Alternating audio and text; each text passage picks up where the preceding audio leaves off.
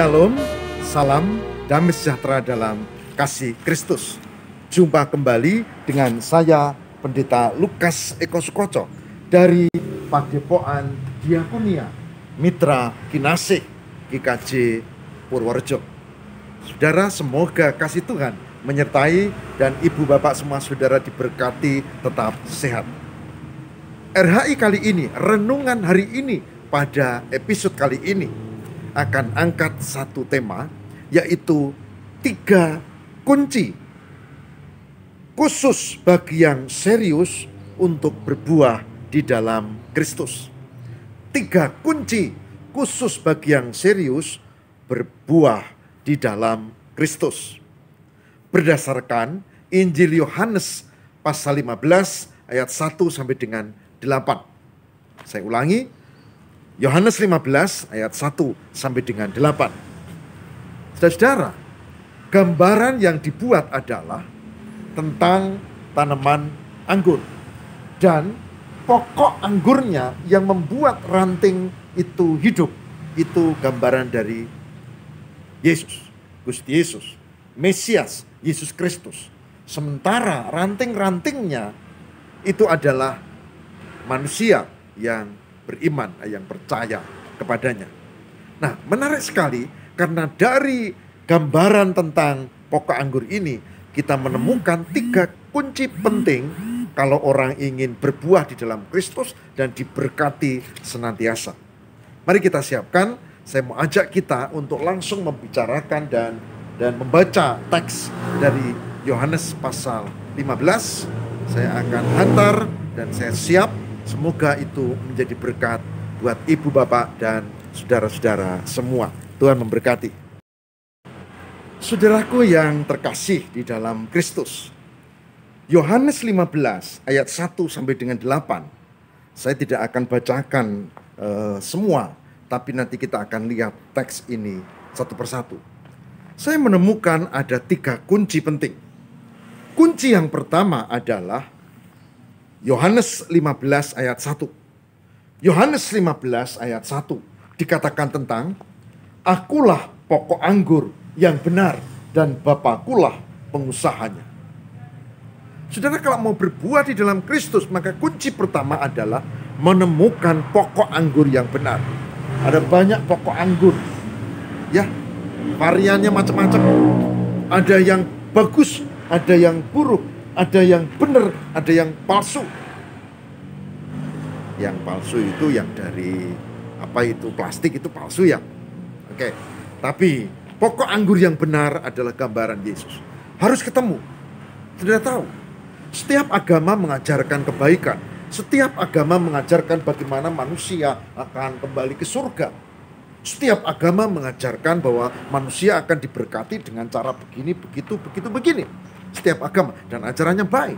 Tapi ada satu yang membuat jaminan kalau kita ingin diberkati serius sukses, yaitu dengan menemukan yang sesungguhnya, yaitu pokok anggur dalam gambaran ini yang sesungguhnya. Siapa dia? Yaitu Gusti Yesus, Mesias, Yesus Kristus. Maka kunci pertama adalah menemukan pokok anggur yang sesungguhnya. Sebab jika tidak saudara, kita tidak akan menemukan pokok anggur yang benar. Kita bisa salah jalan, kita mantap, tapi ternyata keliru. Saudara, saya sering ya, dan saya sering itu kalau pas kita berkunjung atau ada tugas kemana gitu. Kadang saya mantap, ini jalannya nih, ini udah dibimbing Google Map nih. Wah ini mantap saudara. Mantap, tapi salah. Mantap tapi tersesat. Nah, jangan begitu. Maka kunci pertama adalah menemukan pokok anggur di dalam Yesus. Karena dia yang memberkati, yang menyertai sehingga ranting-ranting itu berbuah. Itu kunci yang pertama. Kunci yang kedua ada di ayat 2. Kunci yang kedua ada di ayat 2. Dikatakan apa? Setiap ranting padaku yang tidak berbuah dipotongnya, dan setiap ranting yang berbuah dibersihkannya supaya ia lebih banyak berbuah. Saudara catat, kunci kedua adalah selain menemukan pokok anggur, maka kunci kedua adalah dikatakan dibersihkannya supaya lebih banyak berbuah. Dipotong, dibersihkan, itu pasti sakit. Itu diproses, itu dibentuk Tuhan. Jadi di dalam Yesus, saudara, kita tidak hanya yakin, percaya, lalu diberkati, enak kepenak, tidak pernah sakit, tidak pernah gagal, tidak pernah rugi, selalu berhasil, selalu sukses. Tidak. Ada ajarannya begitu, katanya. Tapi saya tidak menganjurkan. Karena di dalam Alkitab kita tidak membaca begitu. Yang kita baca adalah Tuhan menolong kita.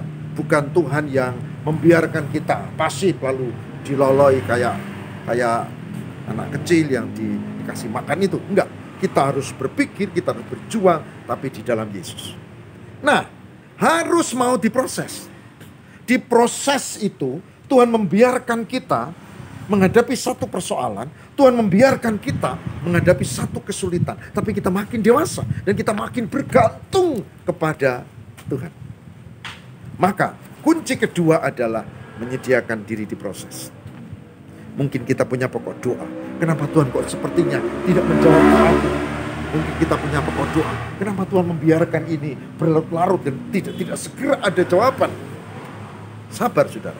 Karena Tuhan menolong kita bukan dengan cara yang cepat, tapi Tuhan menolong kita dengan cara yang tepat. Saya merasakan itu, saya punya pengalaman seperti itu. Tuhan punya caranya sendiri. Tuhan punya cara dan waktu yang tepat. Bukan waktu yang cepat, tapi yang tepat. Nah, oleh sebab itu, saudara, setelah menemukan pokok anggur, maka kita harus bersedia diproses dan kita harus tetap di dalam Tuhan.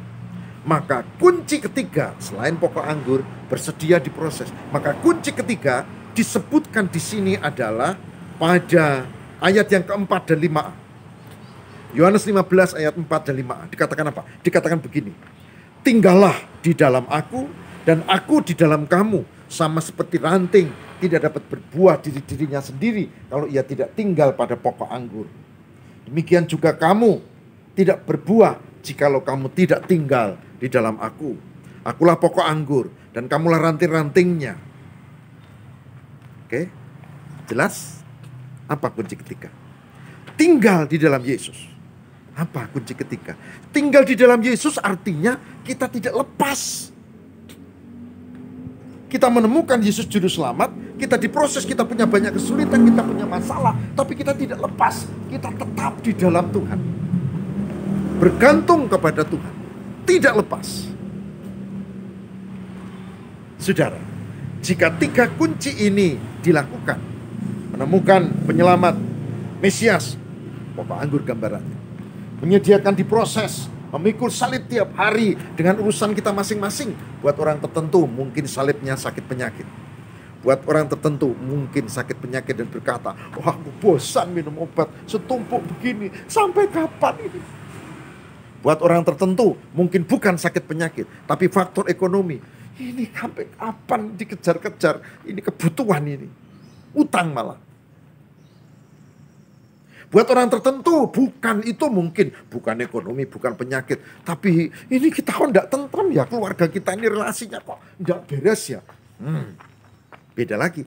Atau mungkin malah tumpuk-tumpuk. Sudah sakit enggak punya uang lagi. Saudara, membiarkan diri diproses sambil kita berusaha dan kita meyakini Tuhan akan jawab doa kita. Dan kesetiaan di tengah persoalan bergantung pada Tuhan itu tidak mudah. Saya ulangi, tidak mudah, saudara. Karena godaan untuk meninggalkan Tuhan selalu ada. Tapi kunci ketika mengatakan, kalau kau lepas dari aku, kau tidak bisa berbuah. Kau tidak diberkati. Oleh sebab itu jangan lepas dari pokok anggur. Temukan pokok anggur, bersedia diproses dengan kehidupan kita masing-masing dan jangan sampai lepas. Jangan tinggalkan pokok anggur. Jangan sampai terlepas.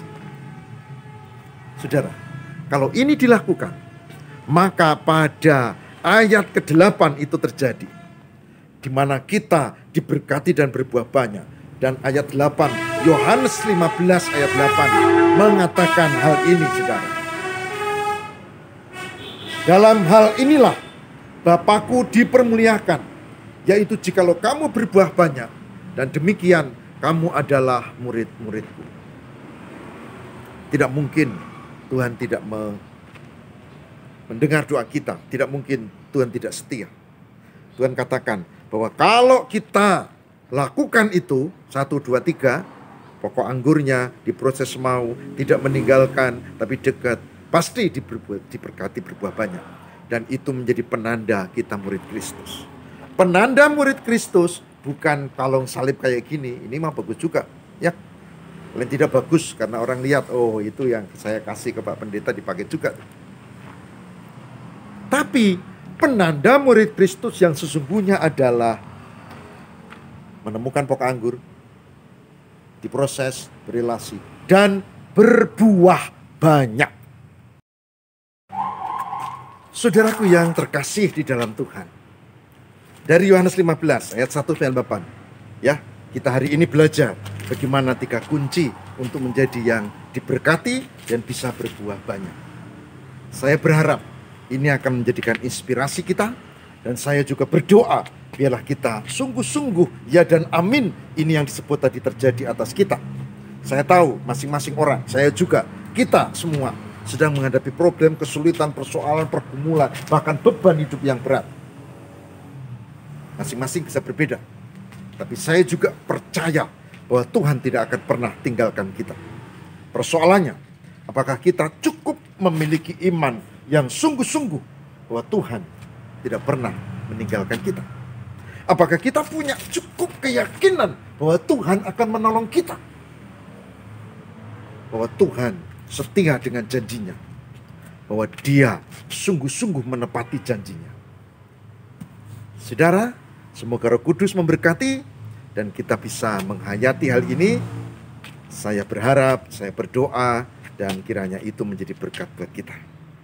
Saudara, kemari kita mohon tuntunan Roh Kudus supaya kita dimampukan untuk bisa tetap setia di tengah pergumulan kesulitan, karena kita tahu janji Tuhan ya dan amin. Tuhan berkati. Mari kita berdoa. Tuhan, berkatilah supaya kami memiliki keyakinan yang kuat.